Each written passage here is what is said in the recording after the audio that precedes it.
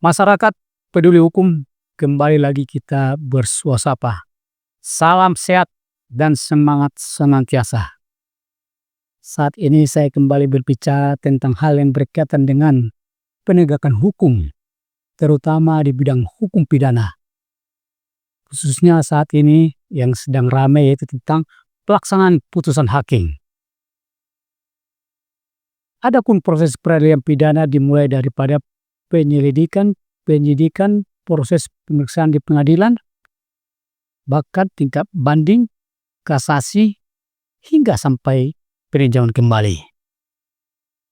Khusus terhadap putusan pengadilan yang telah mempunyai kekuatan hukum tetap atau ingkrah, kelanjutannya adalah eksekusi atau pelaksanaan putusan. Dalam praktik peradilan, sesuai dengan hukum acara pidana, ada 3 jenis putusan, yaitu 1 putusan bebas atau putusan yang menyatakan terdakwa tidak terbukti secara sah dan meyakinkan bersalah melakukan tindak pidana sebagaimana yang didakwakan oleh jaksa penuntut umum. Dalam istilah hukum disebut prisprak. Kedua, yaitu putusan lepas dari segala tuntutan hukum. Misalnya perkara yang didakwakan benar terjadi, namun itu bukan merupakan ranah hukum pidana. Disebut onslah.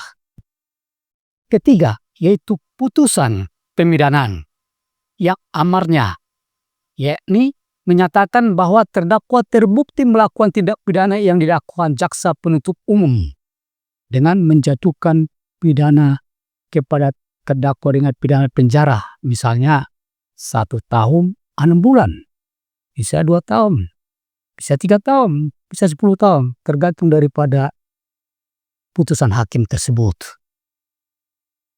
Adapun putusan ini, sejak diputuskan harus dieksekusi.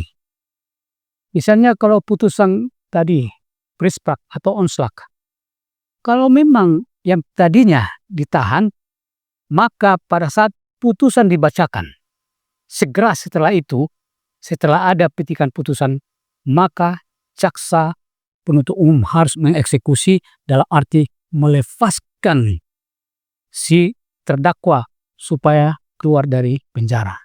Sebaliknya, kalau putusan tersebut menghukum si terdakwa, dalam hal ini terpidana tentunya karena sudah mempunyai kekuatan hukum yang tetap, maka putusan tersebut harus dieksekusi.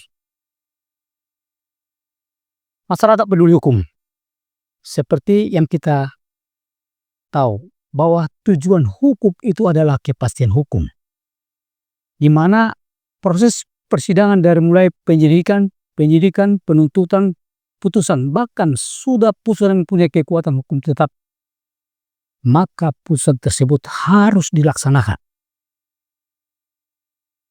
Terlepas daripada siapapun yang menjadi terpidananya. Apakah itu orang biasa atau pejabat atau siapapun.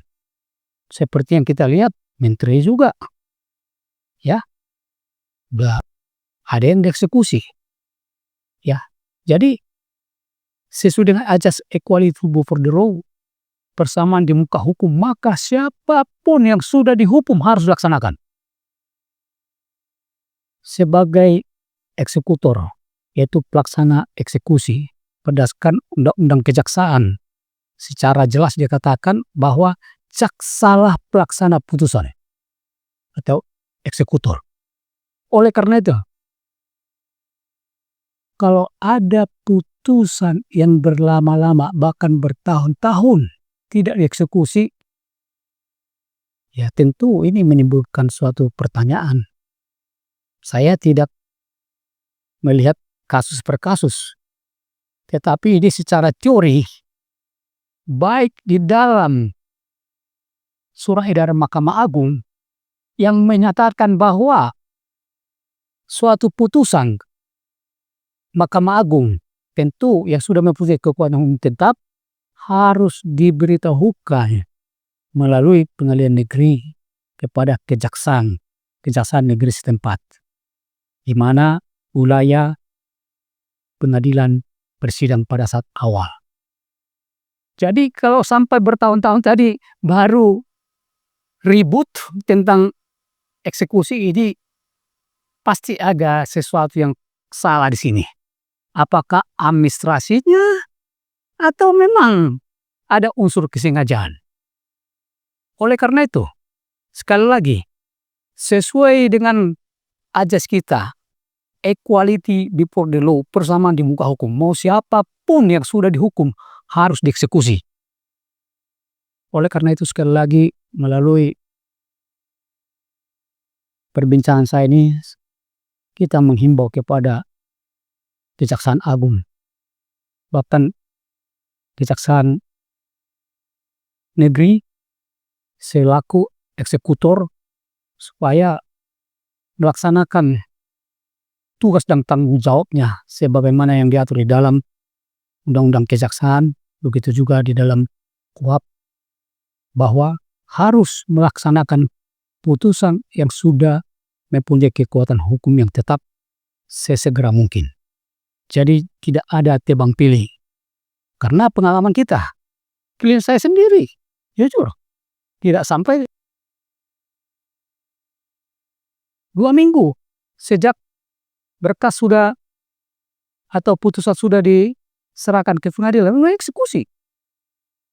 Bahkan ada secara rela datang ke kejaksaan untuk melaksanakan eksekusi. Ini yang benar.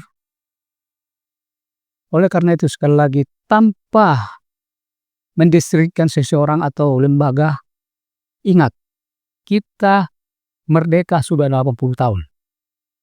Negara kita adalah negara hukum. Oleh karenanya, semua penegak hukum harus tunduk kepada hukum yang berlaku.